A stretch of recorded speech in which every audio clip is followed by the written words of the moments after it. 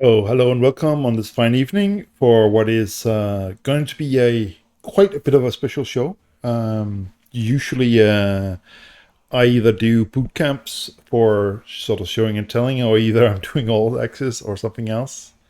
And this is going to be a mismatch of both. So, this is sort of a UK BBL League special of boot camp. So, this is going to cover how to do redraft. What is it? How does it work? And how does it specifically work for the UKBBL League, which I think is what majority of you are here for.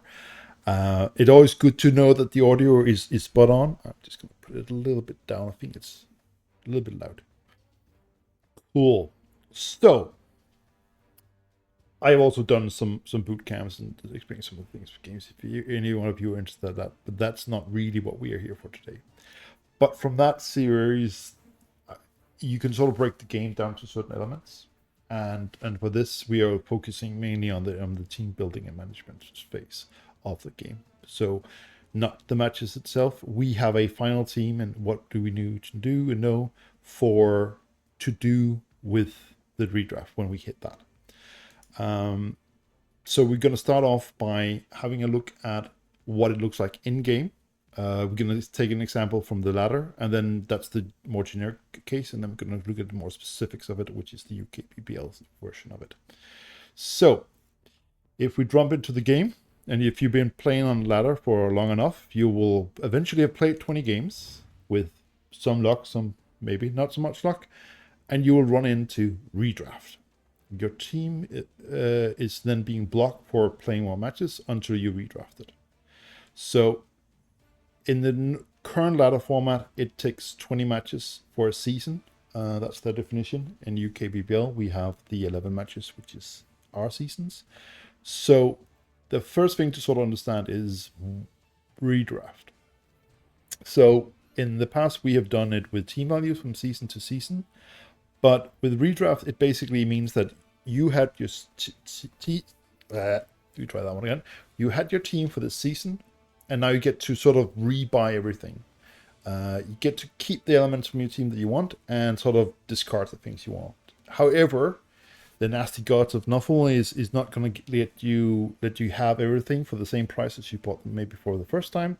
So the first thing that we need to establish is sort of how much money do we get to spend. And here on the official ladder, the key amount is 1.3 millions. And that is a limit, meaning that no matter what, that is the highest amount of gold you're going to have to be allowed to spend.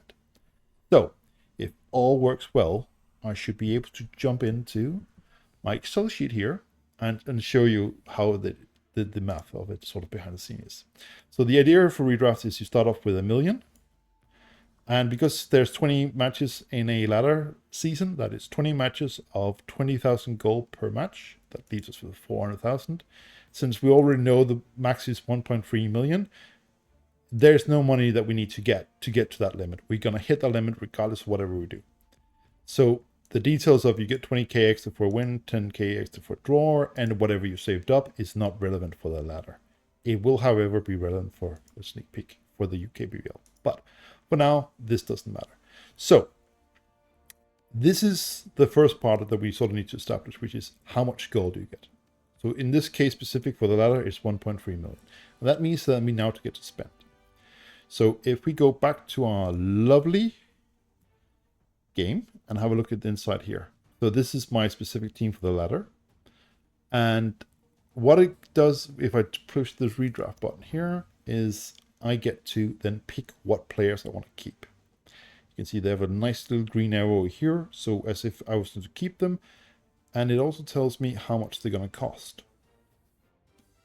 But it can be a little bit, at least from my point of view, hard to do the math in here, I find. So I'm going to cheat again and go back into my Excel sheet and go. What I've basically done is I take a screenshot of my team before the redraft. Then I've into the Excel noted down the cost of each of the players. I added the cost of the fee, that is that they are now from season 1 and are going into season 2. So they will have to incur the fee of 20k per season. If these had been from season 2 to season 4, this number would have been 40k, and so on. But since it's first season, it's only 20k. And then I need to do a little bit of calculation of figuring out how do I get a team that is ending up at 1.3 million.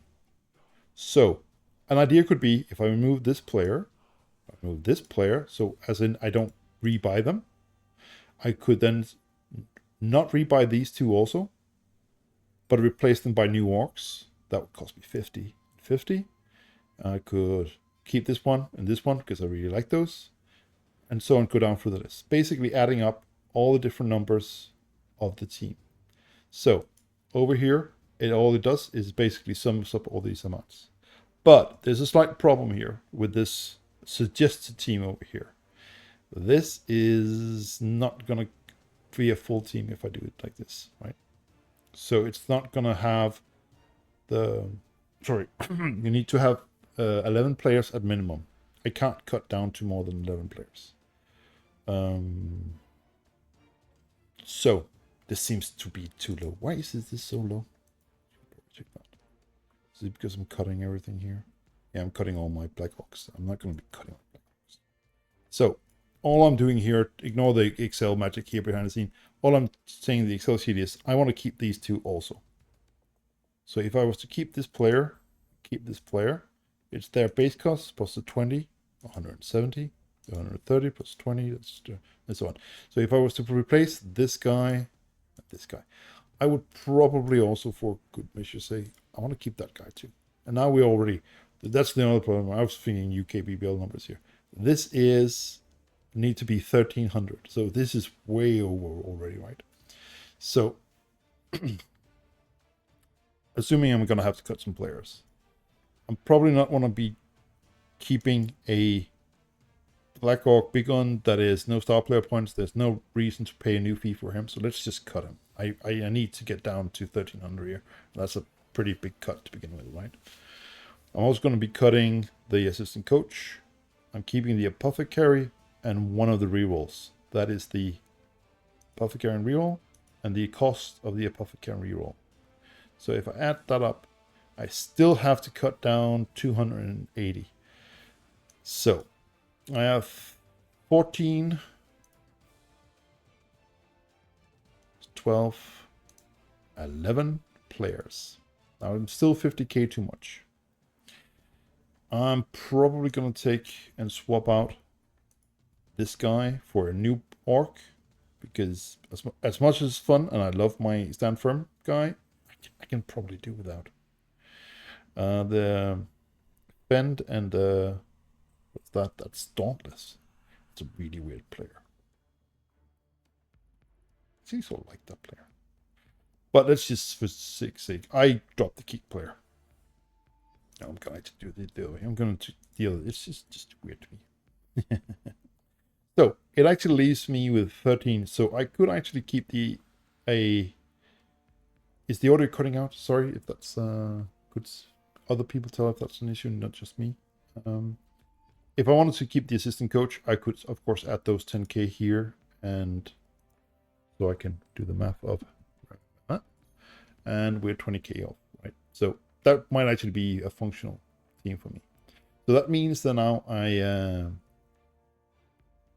yeah, I'm mumbling. It's bad tendency. So I think I could move the microphone a little bit closer so it doesn't. I think it's the taking to filter out the background noise.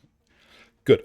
So if I was to take this team, cut this player, cut this player, cut this player, replace this with new orcs instead of retaining the old ones, I could squeeze down under that 1.3 million cap, right?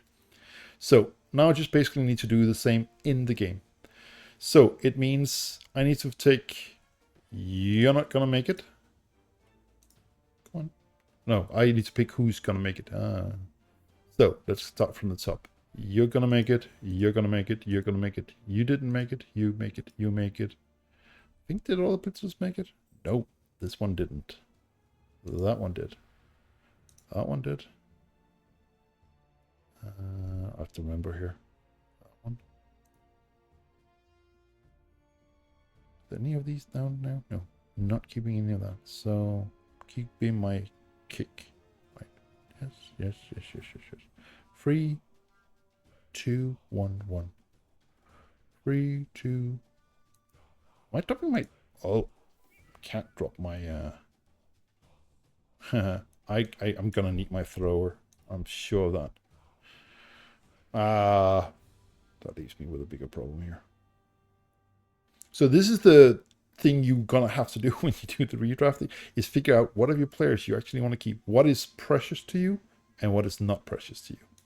I think I'm gonna cut the kicker as much as I hate doing that. I'm gonna have to. And that assistant code is not gonna make it. Then I can squeeze just and okay. So it's 2, 3, 2, 2. 3, 2, 2. So we are basically dropping most of it. Yeah, but the way this works is first you pick the players in the game that I want to keep. And then comes the step of what staff you want to. You're not keeping your staff as much as you are rebuying it. So you can also see here now up the numbers up here is not as high.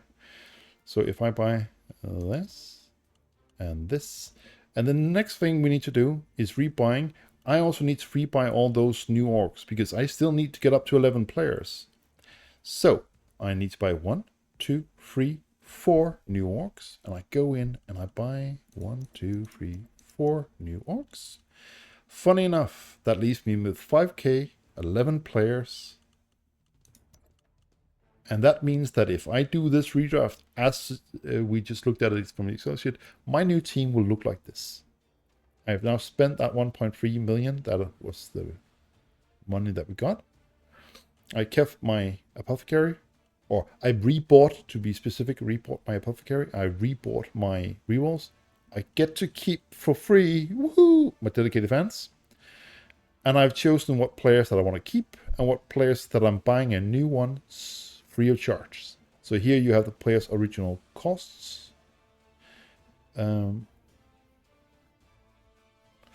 Yeah. So if we go, I will still, I keep forgetting that you're not seeing the same thing on my screen here. Yeah, you're still seeing this. So I will show you that again because we need to do that. It makes a lot more sense. So if you go back into the game, yes. Thank you for telling me that. Yeah, we're gonna not accept this redraft. So if I redraft, I get to tell what of these players I want to keep. So I wanted to keep. I'm actually gonna, can I do that? No, I didn't do that. You can see the screen. So if I go back to the Excel sheet, you can see I'm gonna keep the, what is it called? The 3 first players, drop 1, keep next 2 players, drop 1, keep the next 2 players. Everything else is going to be cut here from this original list. So if I go back in, I'm basically then telling the game, I'm wanting to keep these 3, dropping that one, keeping these 2, dropping that one, keeping those 2. Everything else I don't want to keep. And that leaves me with 315,000 to buy from.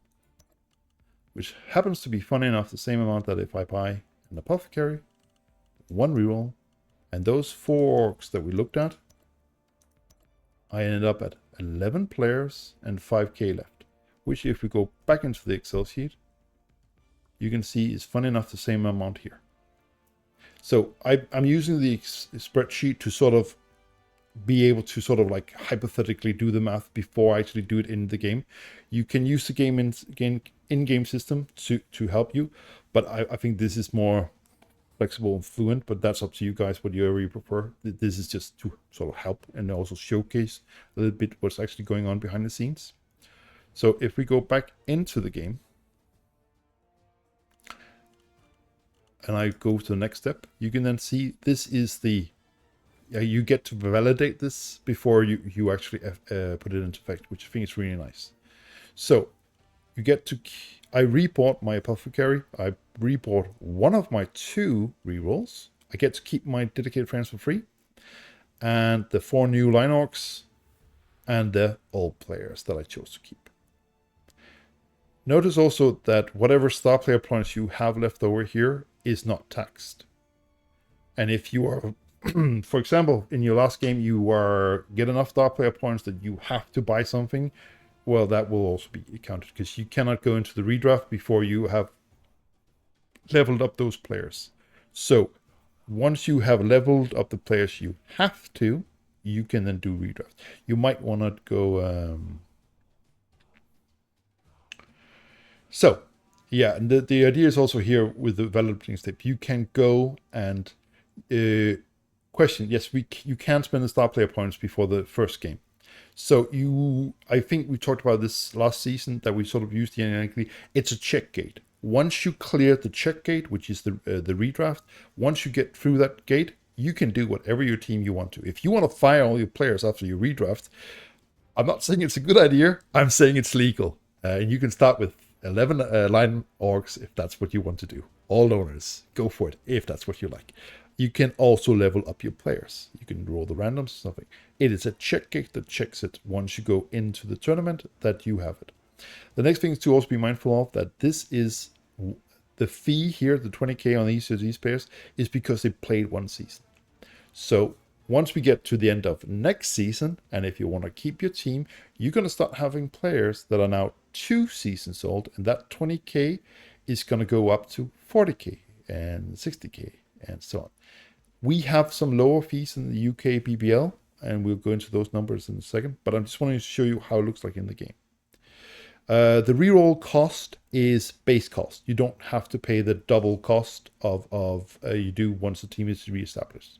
So it's a rebuying cost, which is not the same as adding a new one, because you're just maintaining it. So if we go back into the Excel sheet, you can see here that it's the 50k for the apothecary and 60k for the reroll. That, funny enough, also matches what happens within the game. So the green players we kept, the red players we sacked without even replacing because we need to bring down the cost, and these 4 replaced with new players, so we kept having 11 players. Reroll temporary results. Yeah, so the retire player, that is really good and really good. So if I had players that before this redraft I had sent into retirement, and just also one thing to be notable here is you retire a player if they get stat bust, not if they get nickels, but if they get stat bust. And you have to do it right after that match, or to be very specific, before the next match starts. So what that means is, let's say that I have played a match and I retire a player. One of these players have gotten a plus 1 to agility loss, and I was sad about that, so I'm hoping that we go. So I retire the player, and that means that position from that player is blocked for the rest of the season. When I'm redrafting, I am paying the cost of that player. So if I want to keep him on my roster and I retired him, I'm gonna have to pay that cost of him. So let's say it's this nice bruiser character here. I'm gonna have to pay the 140 plus the 20k that he's extra bonus for being 1 season old. And then I have a chance of a dice to see if that stat bust is gonna be reduced. And the way that works is that the game rolls a dice 4 plus, and if it's 4 or more, the stat bust is reduced from that to a nickel. If you are keeping an apothecary, that roll becomes 3 plus. So there's a reason why you might want to keep your apothecary for this, especially if you have all your nickel injuries. You get a free 4 plus, and if 3 plus if you have an apothecary.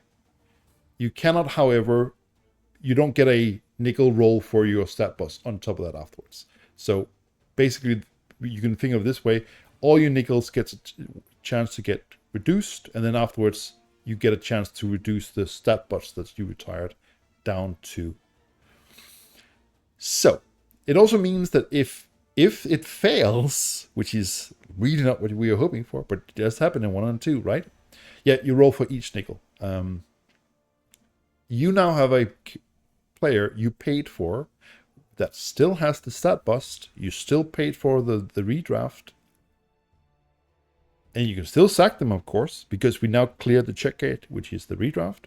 so you can still keep the player. But other than that, you sort of paid and took a chance, and you didn't get rewarded for it. So if you have a player that is really expensive, and you really need that busted stat to be improved, to really want to keep it, you have to consider whether it's the risk worth. If it's a really cheap player, the gamble is much lower because you can just fire them afterwards. Be not sad about it. Okay, I'm just checking out the chat here. I think definitely that's the right soundtrack to it, yes. So as far as I understand, if you have a player with 3 nickels, you get to roll 3 dice, and each of those who are 4+ or 3+, if you have an apothecary, each nickel would disappear. So that's potentially, but even if you know beforehand that you wanted to clear all 3 before you want to keep it, then odds of all 3 being 3+ or 4+, I wouldn't take a gamble. If it's sort of like, well, if it just clears 2 of them, of the 3, that's statistically, then I would keep him. Well, it might then be worth taking the gamble, right? Again, depending if it's a player to, let's just make this really extreme, 400k. Oh, that's a big gamble. If it's a 40k player, well, tough nookie. Who cares at the end of the day, right? So the cheaper the player, the less of the risk there is. The more you are needing more dice to go your way, again. Also be mindful of, if you have a player that has both nickels and you retire them for stat bust, you get to roll for both the nickels and the stat bust. But you cannot reduce the stat bust to be completely cleared in one season. That can happen next season. So you can also have players that have, like you said, like 3 nickels this season. You clear some this season, and then next season some more clear, and next season the rest clear. All depending on what your dice roll. Cool. So let's see, what are we sharing? We're sharing the Excel sheet. So if you go back into the game, that's just for fun, says, we validate. Remember, this is a check gate. There's no coming back from this, and especially also in UKBBL, this is a one-way trip. We as admins cannot help you and fix anything after this. This is a do check double. Yeah, there is a key observation there. Teams with regeneration, funny enough, do not have apothecaries. Funny enough, hence they cannot get a 3+ roll on any of their recoveries. And ask Games Workshop why they think that is fair. I have no clear answers to that question. I think that is yeah. Let's keep it polite here to say I do not understand such a decision, but that's Games Workshop for you. I think it's because they really wanted to reward people for keeping the apothecaries, but I'm also thinking it's a really kick to the balls of the regeneration. On the other hand, I think regeneration is an overpowered skill, so I don't feel particularly sorry for them. Exactly. So we confirm, and bam! We have a nickel. He rolled. We get a +1. He cleared. So we are happy. The apothecary fixed this guy's nickel. It's now gone. That's the only injury I have, so this is the only roll that will be. But if you have multiples, as far as I know, it will just roll for all of them. You get to see what happens to them. And bam, we have a new team. 1 apothecary, 1 real, a lot of hoo-ha players also mixed in the order that doesn't fit. And the thing to also notice here is I am left with 0 money, and I do not have a 1.3 million team value.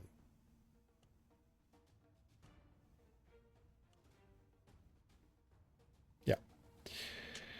I agree with you, Mark. Just like any other game decision, this is a final decision when you confirm, and that we cannot go in and reverse the redraft. We can't do anything. As much as we would love to, we can't help you. But the thing to be, like I said, here, Pierre is mindful of is, even if you have, I had 5k, doesn't really matter, right? But like if you saved 50k or thinking, like, I'll keep some money for next, no. It all gone from the redraft. And team value will almost certainly be lower than what the max is, because you are paying the fees. If you are resetting completely your team, then of course there's no fees. So if you're keeping 7 players of 20k, that is 140 in fees, for example. Yep. Now, that is how it works generically on the ladder, and which is very close to the as in the books. Now we get to the little bit more, let's say, spicy, and I think also much more interesting. We'll have a look at how it works in the UKBBL. So, we start off with a base of 1 million. We all get a UKBBL sponsorship, which I'm really happy about, so we get 200k. On top of that, we all played 11 matches of 20k, so that is 220. And since the decided max for this, the book suggests different numbers. There's higher numbers than this and there's lower numbers. But the number that's been agreed on is 1.5 million. So an astute viewer will notice that you need 80k from some other source to reach the ceiling. And the way to get that last 80k is for each win you had in the season, you will automatically get 20k. For each draw, you will get 10k. And for whatever money you saved up, you will get that amount of money also. So if I saved up 80k, I could have lost all my matches and I would still be happy. I would still get my 1.5 million. If I just win 4 matches, I don't even need to save anything.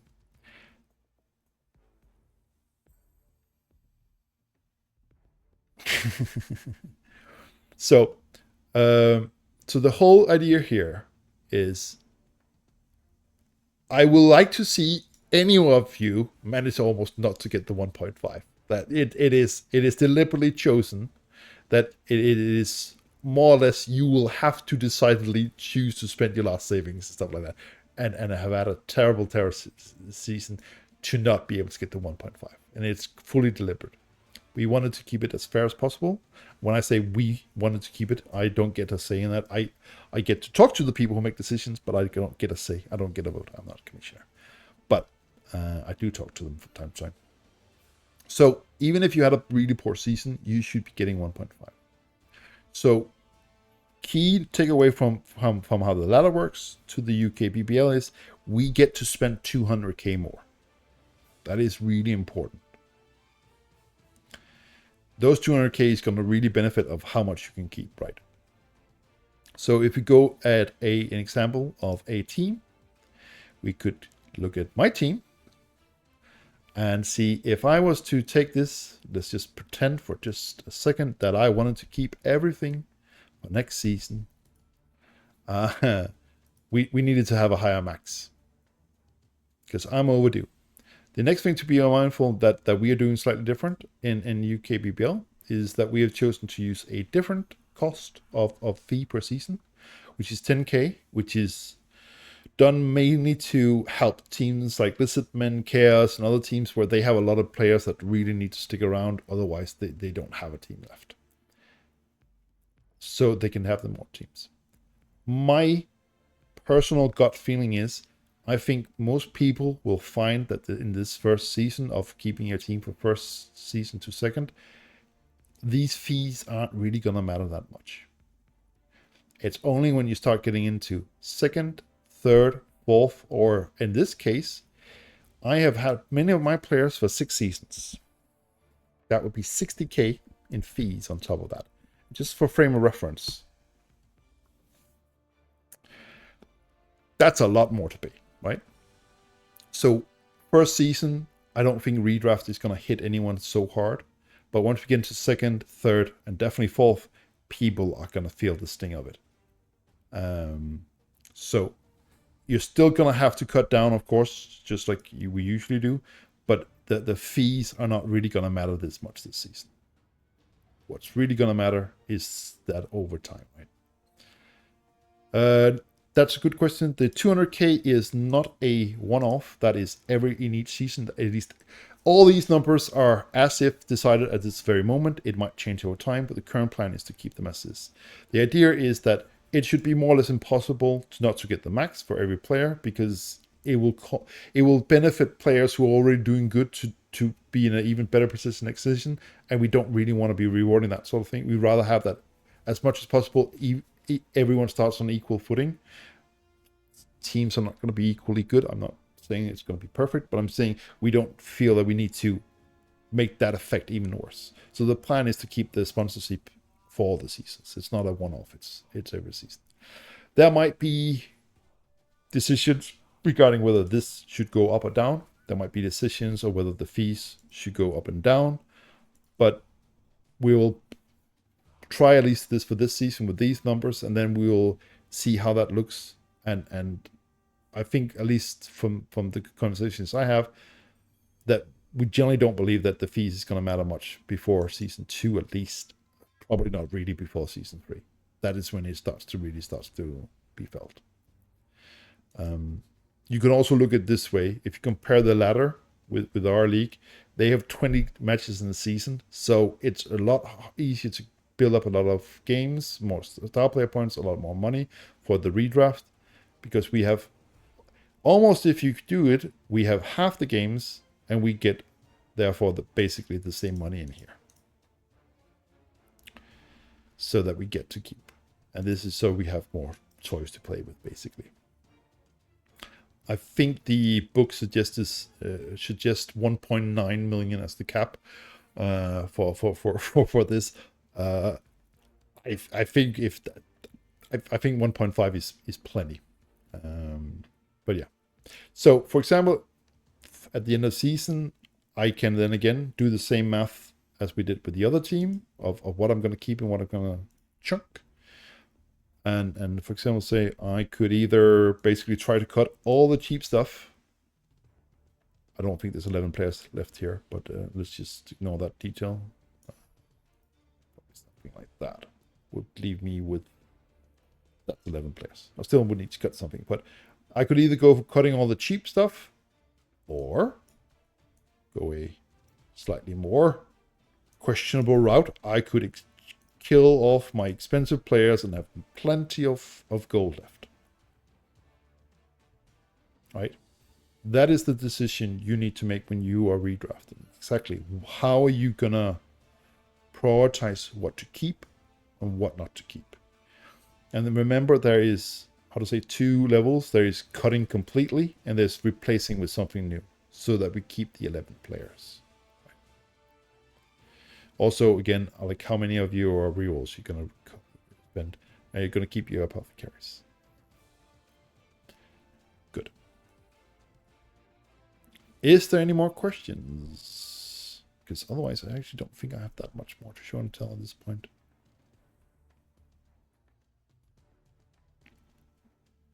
I will give you just a minute or two to type out the questions, because mouse are quicker than keyboards.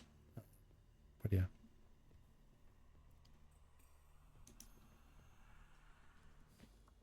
As far as I'm aware, the way it will work is that once the season is done, your team will leave this division, and when you sign up for the next season in the games, you're gonna be met with this redraft, so that you are redrafting on entry to the league. So be mindful of that when you take your team out of the old divisions, not to start doing stuff that will affect your redraft. Again, we cannot fix it for you if you start doing that. And if you start cutting players in or buying stuff or whatever, yeah, that might actually be... I will take the question in 2 seconds, but I just want to finish this one before I lose it. So I had a conversation with someone. Be mindful of, if you buy someone and they play 1 match in the last season, they will still count as 1 season older, because they are not redrafted at the end of the year. They will technically be of that season. So whether they have played the full season or just 1 match in the last season, or I think even if they just bought before you are redrafting, they will consider being that 1 season older. That is a small but important detail. Only 1 question, what decision to make? We'll save that for Discord. Yeah.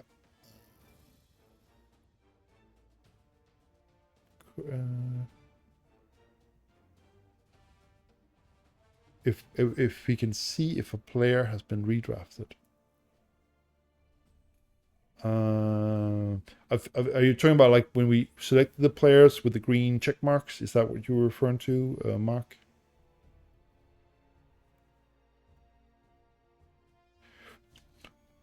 I think I might actually. You're thinking about that if I go in here, I can see whether they've been or they are from the.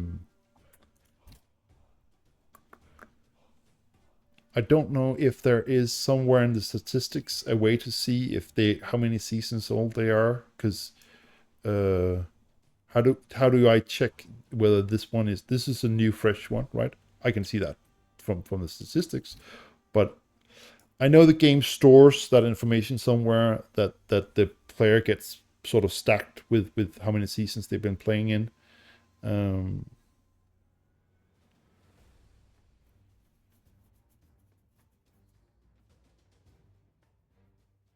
so push ranger question about the rudder, that is exactly correct.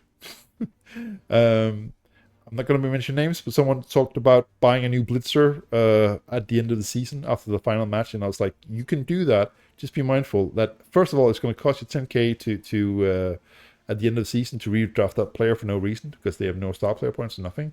On top of that, they're going to be season more expensive for each redraft thereafter, just because you bought them at the end of the season. So I would encourage you to maybe wait to after the redraft to buy that player because it will basically just cost you more for the same thing. Uh,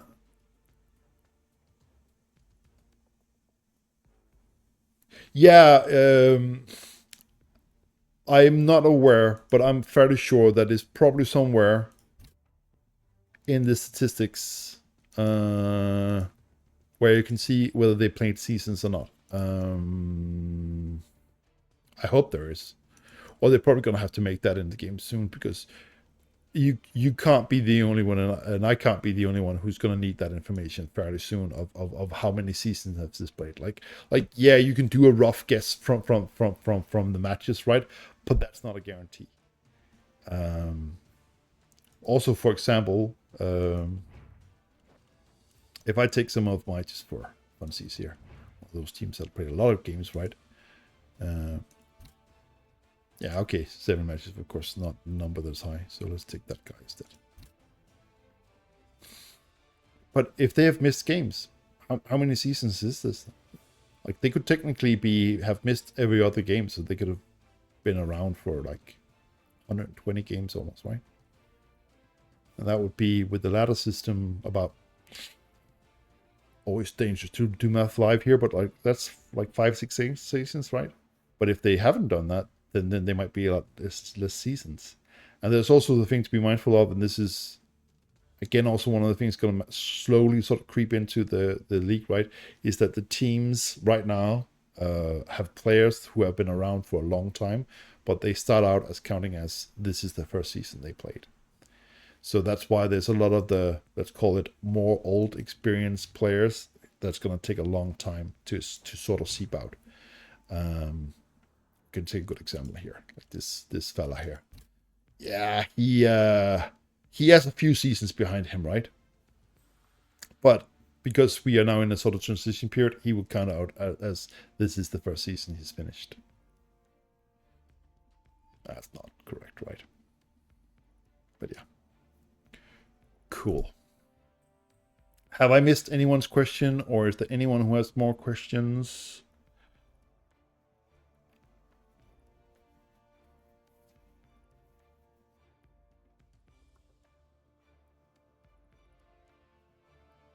Yeah, orcs should have an orc tax. Yeah, the TV of the new team is not gonna match. So an example of that is this is a ladder team, Henrik, but it's sort of the same. The cap for the ladder is 1.3 million, and 1.3 million. The difference up here is the 5k that I didn't spend, and it's the 7 fees of a 20k, so that's 140, which is funny enough what makes this up to be 1.3 million. So yeah. So you will have, technically you could theoretically just get all new players, like even new positionals. You don't have to buy also small detail, just so when you are redrafting your team, you don't have to buy line orcs or line players only. You can buy the positionals. You can buy the troll or more rerolls or whatever you like. So you can technically have, with the 1.5 million, you can technically have a team value of 1.5 afterwards. But that requires that you have no players from the season before, because otherwise there'll be fees, and each fees would reduce that 1.5 right from the team value towards the cash limit. So the way that it works is just reiterating again. I'm hopefully Errol is aware of this point, but it is whatever you have in your wallet plus draws plus this plus this, that more or less guaranteed is going to have that you have 1 million gold in hand to shop for. That is how we shop. That is how we generate the money we can buy for. The base of 1 million, the sponsorship, the matches, the wins, the draws, and whatever is saved. Capped at 1.5 million. That is the goal that we're going to buy. And then we're going to go in on the old team list, pick which players we want to keep, which ones we're not going to keep, and therefore shop that. And once that has been sort of done, we can then buy new things, new toys, if that's what we want to do.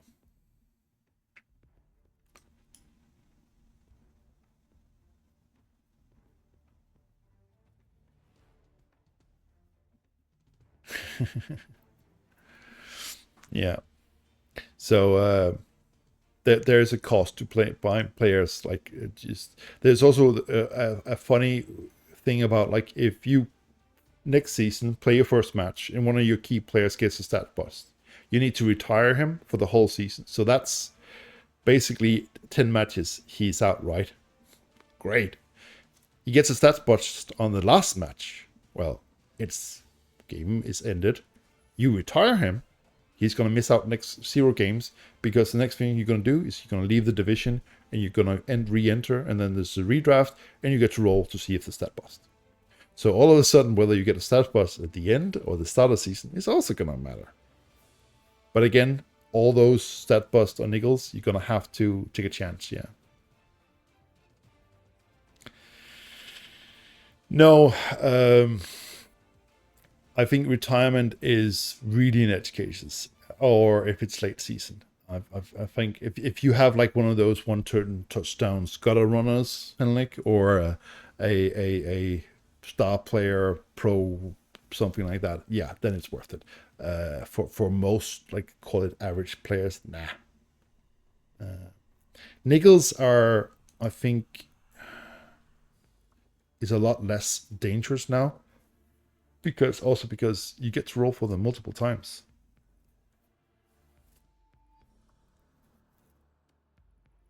Yeah, so the retired players, oh well, to be very clear here, Snowtroll, that's a little bit complicated, because just to be so answer your questions most correctly. Let's assume I play first match of new season, I retire a player.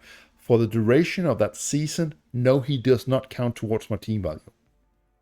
Because as long as he's retired, he does not count towards my team value. He eats my positions for how, like, if it's a black orc, I will be able to have 1 black orc less, but I will not be burdened by his team value for the rest of the season. Once I redraft, I will have to pay his value, and he will be considered, at least to after the redraft, as part of my team value. Then if I'm unhappy because he didn't recover, I can of course sack him, but that would lower my team value. So while he's retired, he doesn't count to team value. Once that retirement is over, yes, he counts towards team value. Good. Good. Yeah. Cool. And yes, there will be a video on YouTube where this is, and you can have a scroll and you can have a look and stuff like that. No. Very important question, Tektra.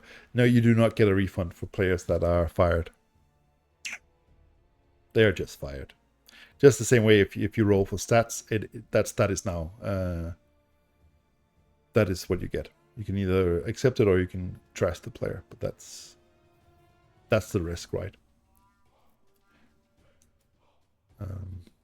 Cool. I'm actually hoping that Little Wing here is already with me. Yes, he is. Great. Because I'm going to make a, let's call it fake ending to this video, and then we're going to go over to the divisions and the standings and all that. So I'm hoping that some of you will stick around for that. So just bear with me that the graphics will slightly change and stuff like that, but the show is continuing. We're just going to do something else in the redraft. Cool. See you on the other side.